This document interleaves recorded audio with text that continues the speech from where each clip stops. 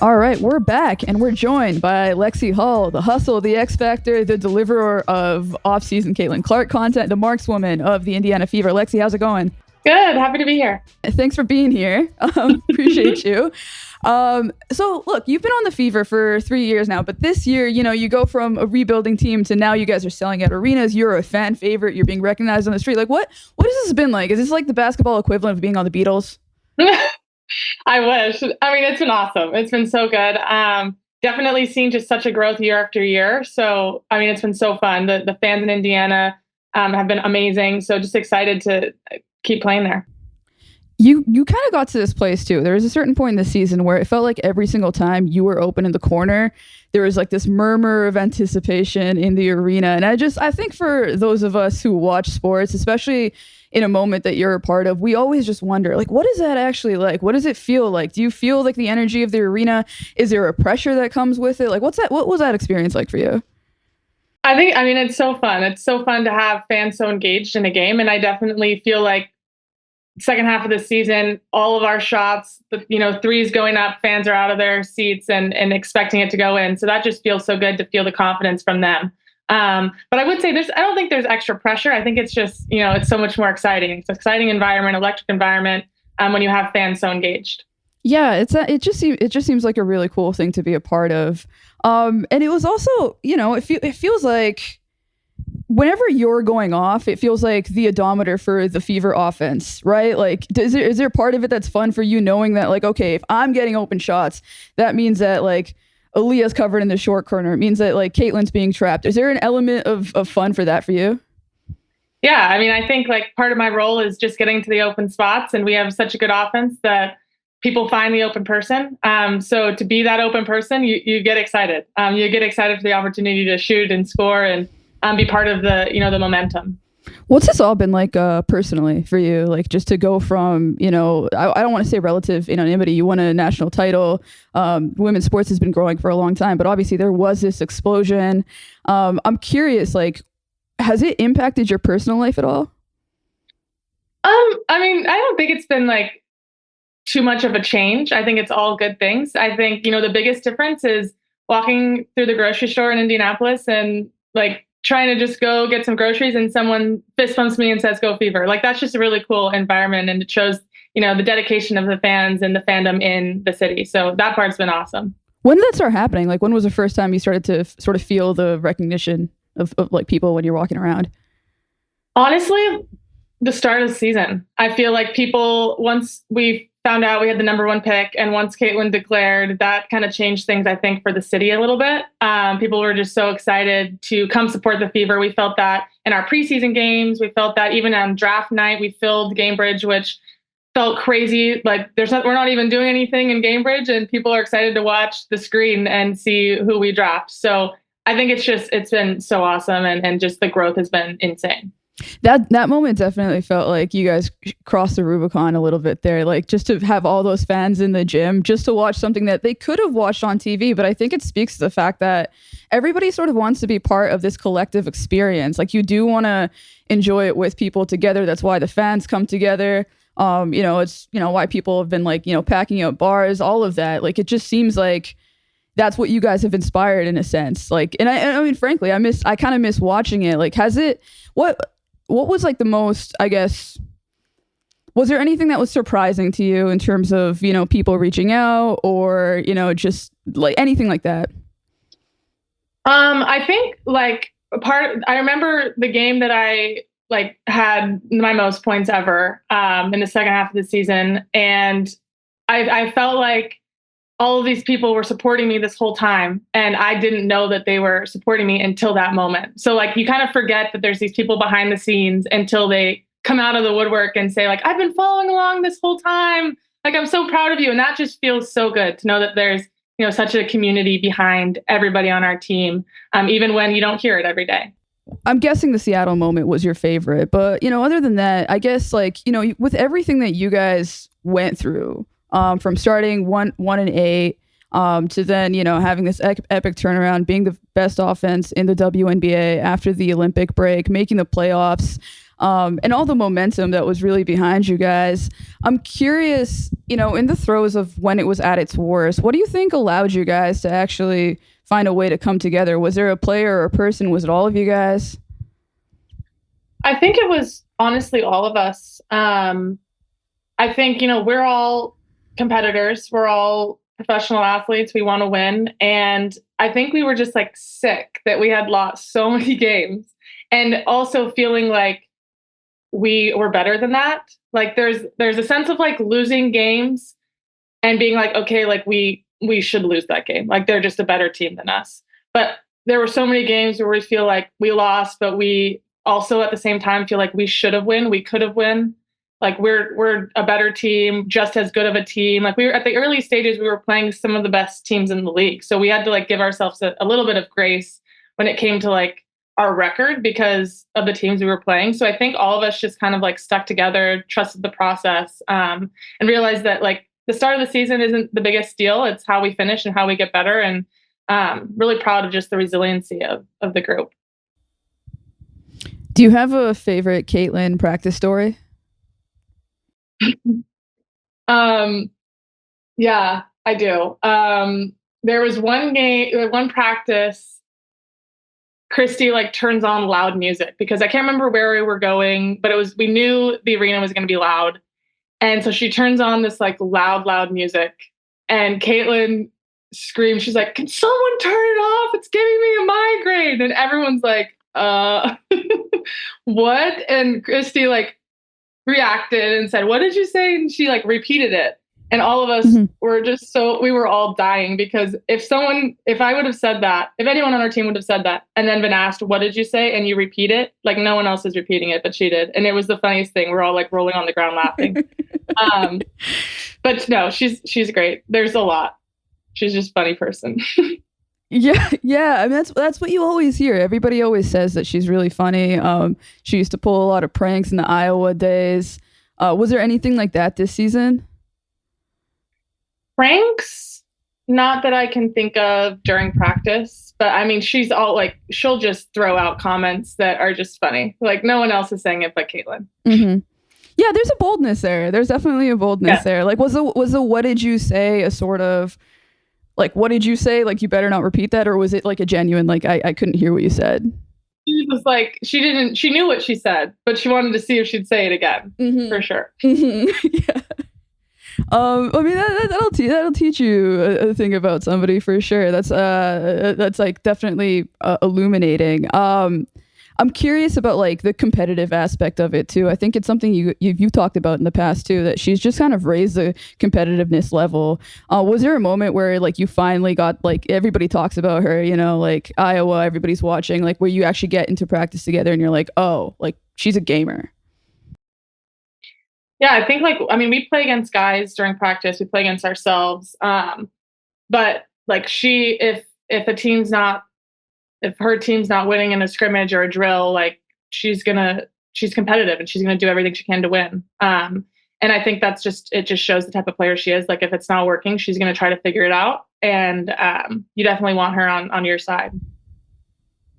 Mm-hmm. Yeah, no, it definitely it seems like there's just like there's a standard that comes to playing with her, but there's also, it feels like she really, like one thing that I don't think gets talked about a lot is it feels like she really imbues everybody with confidence as well. Like she just sort of has this way of thinking big about things, whether it's, like the possibility of like what is possible with women's sports, but even just like with the granular ambitions of a team. Like, do you feel like you guys benefited from that?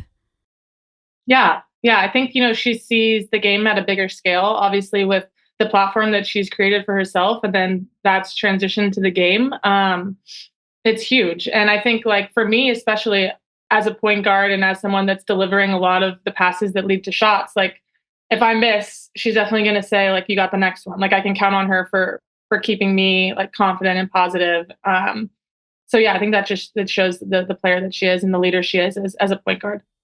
What was the point for you where you really felt like you found your role in this team? Because like, it felt like the first 2 years you were trying to figure out exactly your place in the W, and it's obviously a very competitive and difficult league to stick in. And then, you eventually you end up in the starting lineup. Are you there yet? Like, do you feel safe? I mean, I don't think like anyone can genuinely feel 100% safe, especially like with the movement of the league. Like every team you're on, your role can be so different. So to say that I have like a defined role, my defined role this year is going to be different than my role next year. And then who knows, like if I get traded or and like things are so like up in the air that it's hard to know exactly where you fit. But I think for me, like realizing what I can bring to a team and that those things that don't change, like playing hard defensively, trying to guard, the best guard on the other team, hitting open shots, being where I need to be, spreading the floor. Like those are things that I can bring to any team. So those are the things that I focus on. I feel like you're tapping into all the things that also make you such a fan favorite for people, like whether it's like getting on the 50-50 balls, making hustle plays, grabbing offensive rebounds. Like, have you always been that kind of player? Is there like I feel like with defenders, there's always like this sort of like pride or like taking it personally. Like, does that exist for you? Yeah. Yeah. I definitely like take it personally. And it's definitely a big piece of my game that I pride myself on because it's something that's always been such a controllable, and that's effort. And I think defense in basketball is a lot of just effort. And I definitely feel like I'm one of the hardest workers out there, and I think that shows on the defensive side. So at least I hope it does. Yeah, no, I'd argue it does. It's also, I mean, you're right. It is like the one aspect you can control, and I imagine it's got to be difficult sometimes being a shooter, right? Like where you can be working as hard as possible all the time, but sometimes you're just off. Like you're gonna have cold streaks, you're gonna have hot streaks. How do you manage that? I think like it all comes back to staying confident, and I think confidence comes from getting the reps in, and that's outside of games, that's outside of practice. It's making sure that I put the work in to put myself in the best position that I can, and that comes with cold streaks, and that comes with times where even though I made 85% in practice, I might have missed the four that I got in the game, and like that's okay, because I'll keep shooting, I'll keep working, and eventually that cold streak will end. Yeah, I mean, I imagine it takes a good deal of patience, right? And I guess like the patience comes with confidence. When you have that, you can kind of just you can keep it moving. But it also, I mean, I look at the season, it feels like one of the biggest changes for basically everybody in the W has been the level of the spotlight that's on you guys. I'm curious, like mentally, is that something that you've had to manage? Has it, has it taxed you at all? Like, is it just something that you're paying attention to, or just kind of like in your own mind of like, okay, like just kind of try to keep the main thing the main thing? Yeah, for sure. I think exactly that. It's honestly like the following and the spotlight is great and it's a huge deal for the WNBA and women's sports, but like at the end of the day our job is to perform, and I think that like listening to the outside and the opinions and everything that goes on in social media can definitely make it harder to do your job. So for me, like I try not to read comments, read posts, like just focus on, seeing my friends and family on social media and then doing my job. So that's kind of the main focus during the season. I think for a lot of us that were watching, especially in that early stretch, I think seeing where you guys got to, I think one of the things that was the most impressive, just on for anybody like dealing with criticism, dealing with, social media, it's difficult. But the way that you guys were actually able to accomplish all of those things, it's one thing to actually talk about it. We can all say like, okay, stay off social media. But it's one thing to actually do it, especially like, think about social media. It's an addiction. Like it basically, it should be. I don't know if it's like in the DSM as an addiction, but it should be at this point. And we all know that, when you see something negative, it just impacts you more than when you see something positive. Like even that is like scientific. It's like a nervous system response to danger. So I guess all of this is to get to, I'm really curious how you guys actually did it, because it really is one thing to say it and it is another when like, you can't, like there was a point where everything that you guys were going through, it felt like it was inescapable. I think for like, I mean, it's hard. Like it's easy to say like, yeah, don't read it, but everybody does a little bit. And I think it's having like that support system to help keep you on track. I remember there was one game, like I don't think I made a shot. I missed like every shot I took or whatever. And I was going on Instagram and reading, we had lost, and like reading the comments, and I just kept reading them. And my boyfriend was like, stop. Like, what are you doing? Like, and I think it was just like me looking for something, even though I knew I was looking for the negative things. It's like, it's a terrible process, but everyone goes through it. But I think the biggest thing is finding people to kind of get you out of that cycle and get you to thinking about the positive things you did, even though a lot of times people online aren't talking about the positive things. So it is totally a cycle like that, especially when you do something that like you perceive to yourself to be a failure in a way. Like it's almost like you're looking for somebody to like help you feed into that. It's obviously an unhealthy behavior, but I think it's so human. Like I think we all do it. Like I do. If I like have a bad podcast, I'm kind of like, I'm looking for some, I don't know why. I don't know why I do it. It's never good for you. But I think it's so natural. And it feels like one of the biggest challenges of being an athlete these days is like, especially with gambling, it just seems like all of it is so inescapable. Mm-hmm. Yeah. I mean, I've read some of my DMs that are hidden and I refuse to read a lot of them because I know like people are upset. And now with how much like people's money, like you said, money's on the line, like people get upset and get nasty and send mean messages. So yeah, it's a hard part of the job, but it comes along with it, unfortunately. Yeah, it just seems like this kind of brave new world that you guys are all like learning to navigate. Nobody's done it before. Like there's going to be a ton of trial and error, but like it just seems like the way you guys navigated it as a team like was just kind of it seems like the best way you can do it. I wanted to ask you, like, you know, with everything that you guys went through this season, like, was there how did you feel with the news that came down this weekend that Christy Sides has been let go? I mean, it's hard. I think like in this profession, like things just are so fluid and you never know what to expect. You never get comfortable. And I mean, heading into next year, this will be my 4th head coach in 4 years. So just it's a crazy job. And I'm really sad for Christy. I think she's a great person, a great leader.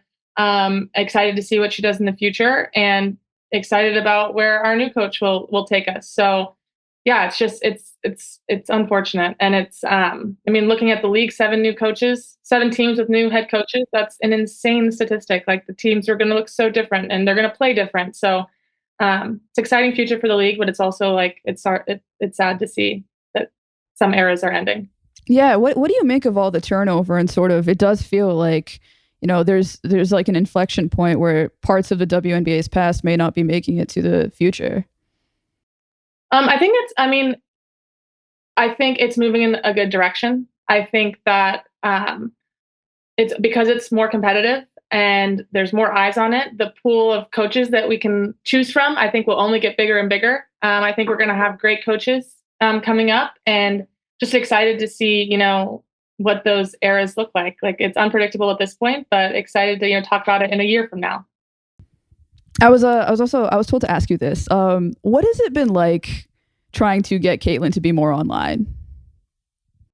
So it's funny because in my head, she is online. Like every TikTok I've posted with her, she has been the one to say like, we should do this. We should film this. You should post it on your TikTok. I'm like, okay. Like, oh, yeah, like, sounds good. But it's funny that so many comments on my stuff is like, thank you so much for getting her on. Like, we love seeing her. And I just think that's so funny because obviously I see everything she does all the time. So it's nothing new to me. Well, she's a Lexie Hull fan account, so maybe she's posting a little bit more on your stuff than she is. Like, I imagine maybe everything in her social media, we all have our filters, is just filtered out to like what you're posting. Yeah. Like that's her social media, whatever you're up to. I'm also curious do you have any off-season plans? I know last season you played Athletes Unlimited. Are you going to be playing this year? Time will tell. We will see. So I have some fun plans on the books, but eventually I'll be able to talk about it. So okay, to be continued. ... It's just like, all right, we're gonna be subscribing to your notifications and waiting to see what you're up to.